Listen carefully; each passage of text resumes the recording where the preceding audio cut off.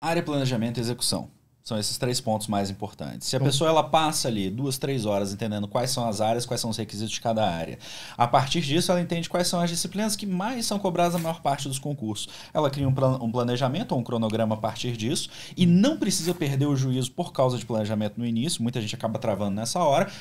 Pegar as disciplinas que são mais cobradas e colocar na sequência. É o melhor? Não, mas é o primeiro e você vai se sair bem com ele. Perfeito. E a partir daí você começa com a execução. E a execução, ela também é muito simples. Eu pego o meu material, enquanto eu estou consumindo meu material, eu produzo ali um material por meio do estudo ativo.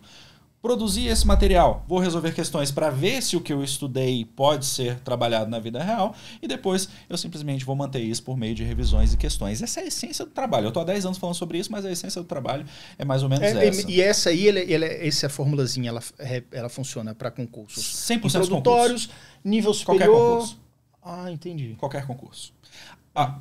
As pessoas muitas vezes, elas viram e falam assim, tá, Fernando, mas meu concurso é X. Eu falei, eu não me importo.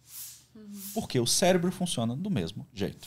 Obviamente você vai ter que fazer adaptações? Vai. Pode ser que o seu concurso, por exemplo, seja um concurso mais voltado para a área de exatas. E se você tem mais cálculo, a parte teórica do seu conteúdo vai ser menor do que a parte prática. Porque quando a gente fala de disciplinas de exatas, que são disciplinas que eu chamo de disciplinas mais procedimentais, você tem uma parte menor que você tem do conteúdo em relação à parte que você tem na prática. E vice-versa. Se você vai estudar muito direito, a parte conceitual é muito maior. Então, tem muita coisa que envolve. Mas a essência é a mesma. Por quê? Porque o cérebro é o mesmo. E nós somos muito mais parecidos do que diferentes. Então, quando as pessoas aceitam que, na verdade, existe uma boa forma de você estudar e existem formas de você evitar problemas comuns por meio dessa prática de estudos, cara, a gente é infinitamente mais feliz. Mas a pessoa, ela quer o quê? Ela sofre de um negócio que eu vi muitos anos atrás, que se chama síndrome do floco de neve. Conta isso pra gente. Eu acompanhava um autor que falava sobre finanças pessoais. E ele criou, pelo menos foi a primeira pessoa que eu ouvi falar nesse termo, síndrome do floco de neve. O floco de neve, ele é uma estrutura que é única.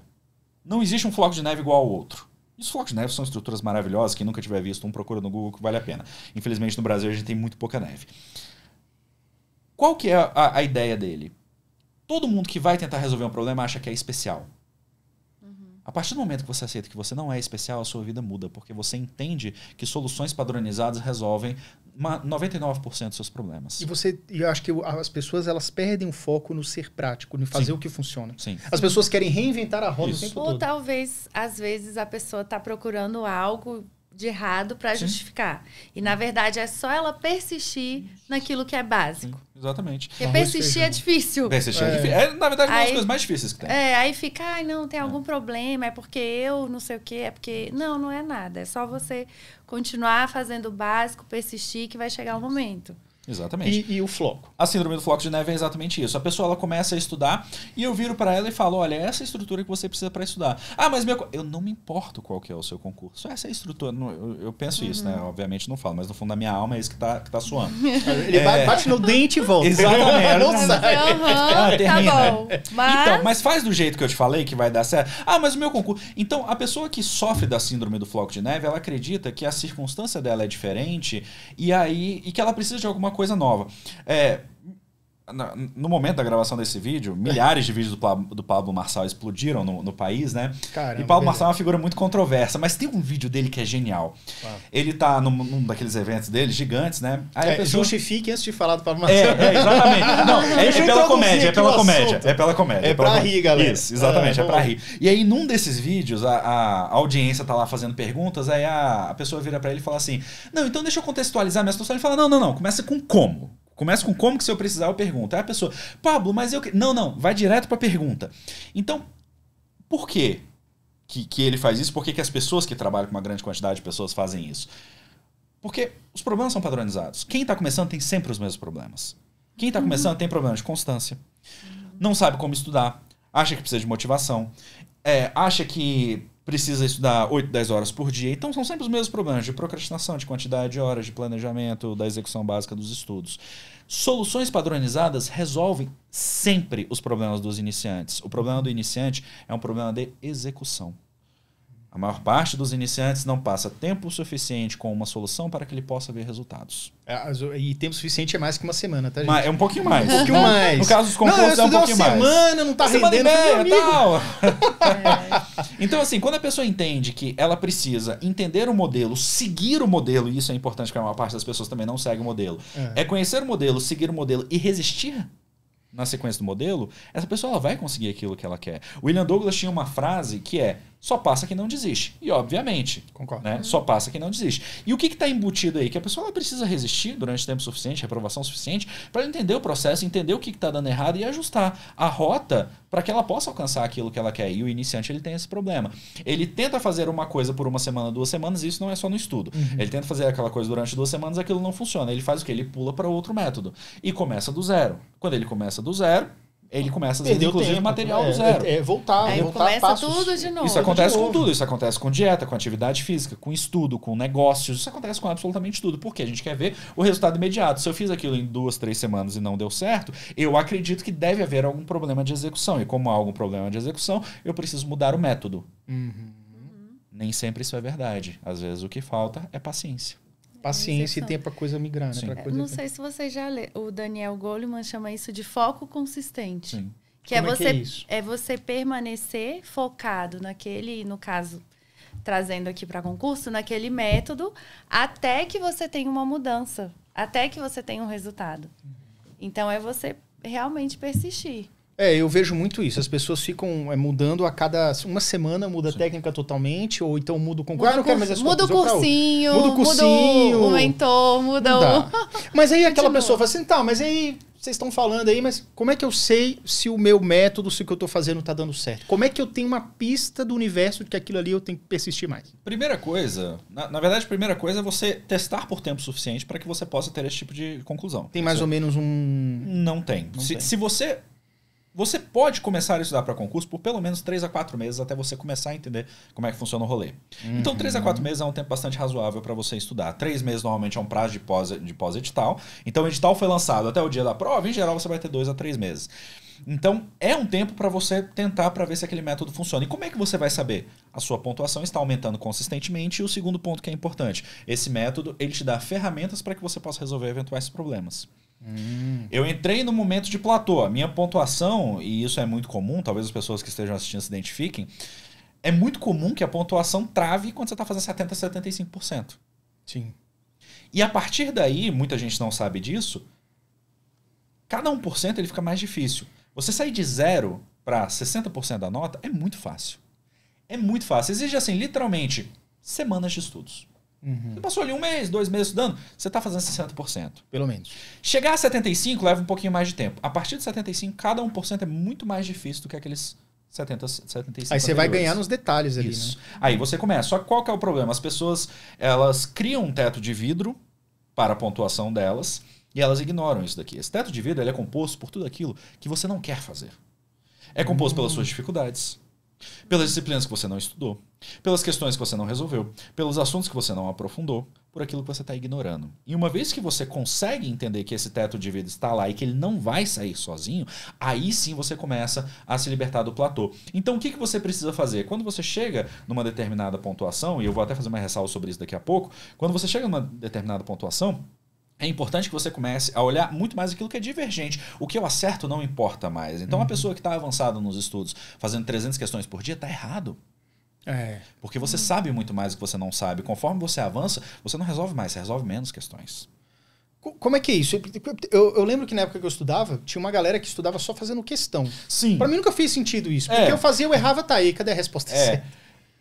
Essa é uma das polêmicas. Tá, vamos lá. Vamos lá. Existe um termo que se popularizou, que é o estudo por questões. Vamos partir da definição para a gente partir para a execução. Beleza. O autor que falou sobre isso inicialmente, um profissional da área de concursos, ele propôs o seguinte: estudar por questões é você aprender o conteúdo a partir das questões. Muita gente confunde. Algumas pessoas acham que estudar por questões é resolver questão. Você tem que resolver questão todos os dias. Mas isso não é estudar por questões. Estudar por questões é o ato de eu tentar aprender um conteúdo por meio das questões. Qual que é o problema? Não é assim que o aprendizado funciona. Para que o aprendizado seja ótimo, eu preciso ser exposto à estrutura daquele conteúdo. Eu preciso ter início, meio e fim. E é por isso que a gente tem história, é por isso que a gente não começa uma história pelo final. É por isso que a gente não pega elementos de uma história e tenta construir alguma coisa, porque não é assim que funciona. É por isso que existe o professor e é por isso que existe o material. Não faz sentido, né, pra pessoa. As pessoas confundem estudar por questões, que novamente, nessa concepção, é você aprender o conteúdo por meio das questões, que é possível, mas é difícil, com resolver questões. Resolver questões é parte fundamental e indissociável de qualquer candidato. Inclusive, eu digo todos os dias, resolva questões todos os dias. Quem já viu alguma live minha sabe, é QTD, questões todos os dias. Você precisa fazer questões todos os dias. Não existe momento ruim para você resolver questões. Agora, você partir das questões para o aprendizado é ruim. Por quê? Não é como o cérebro funciona, embora algumas pessoas consigam fazer isso. E aí o que acontece? Os evangelistas do estudo por questões, na verdade, são pessoas que aprenderam isso por meio da teoria, que hoje são candidatos mais avançados que resolvem questões, que querem dizer para o iniciante, por ignorância ou por má fé, que estudar por questões resolve. Mas essas pessoas não entendem a própria limitação dela a respeito do processo de estudos dela. Não é que ela estudou por questões. Ah, eu fiz teoria, foi horrível. Hoje eu só estudo por questões. Então você não estuda por questões. Você resolve questões, que é aquilo que você tem que fazer. Então é uma certa ignorância a respeito do processo. Não tem como fugir da teoria. Não tem. Não, eu concordo. É uma certa ignorância a respeito do processo de estudos que faz essa pessoa achar que o procedimento de estudos dela, na verdade, é diferente do que é. Agora, existe um momento para você fazer isso? Existe. Se eu, por exemplo, tenho um conhecimento de uma área de direito, se eu sou formado em direito, eu já estudei muito, e dentro de um determinado concurso vai ter ali um diploma legal que eu preciso estudar, que eu não vou ter tempo.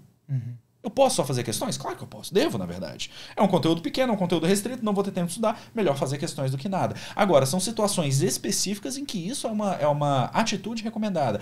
Agora, jamais que isso pode ser generalizado para 100% dos candidatos, porque vai ser fracasso retumbante. Caramba, isso é polêmico. Eu fico muito.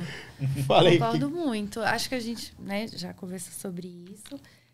Só no meu caso específico, eu estudei por questões, mas depois que eu já tinha visto o edital todo. Então, eu fazia questões. Eu fazia questões, né? Enquanto eu estava lendo aquele material, fazendo exercícios, estudando a jurisprudência, eu fazia questões. Depois que eu finalizei o edital, eu fui estudar só por questões, mas eu já tinha passado pela teoria. Isso. É exatamente isso. Então não tem como aí tudo disso. bem. E ainda assim eu tinha que voltar na teoria para ver as respostas das questões. Exatamente. Agora, como eu ia começar só das questões? Do nada. É difícil. Né? Olhando cada alternativa e buscando o conceito e tudo. Não, eu fiz isso, né? Estudando cada alternativa, mas eu já tinha passado pela teoria. O jeito mais fácil de entender isso é... Na verdade, o jeito mais fácil de a gente entender qualquer conceito é por meio da caricatura. O extremo ajuda a gente a compreender as coisas. Então vamos dizer o seguinte. Vamos dizer que você não seja falante de chinês. Ok? Você vai estudar por questões. Eu te dou uma questão em chinês. Essa questão tem um enunciado em chinês, tem 5 alternativas em chinês. Você responde, você erra. O que isso te ensinou? Nada. Você responde uma questão e acerta. O que isso te ensinou? Nada. Aí você vai ler o comentário está em chinês. Não resolve. Nada, não resolve. Então, assim, é claro que esse é um exemplo imperfeito, mas é uma caricatura que ajuda a gente a entender. Porque, obviamente, nós estamos ali em língua portuguesa. Mas se você vai ler... Até a questão o comentário não faz sentido para o estudante que não leu. Se você nunca leu aquela teoria... Se você nunca estudou direito, eu não sou da área do direito, então se eu nunca estudei direito e eu vou ler um comentário do direito, existe muito pré-requisito que eu não tenho. E esse pré-requisito ele é construído por meio da teoria. O que é um conteúdo complexo? É um empilhamento de conteúdo simples. Só. Concursos públicos são a porta de entrada para uma vida mais tranquila e estável. E qualquer um pode passar, mesmo sem diploma superior. Meu nome é Luciana Lima e eu vou te ensinar o que fazer para ser aprovado ainda este ano. Clique no link da descrição.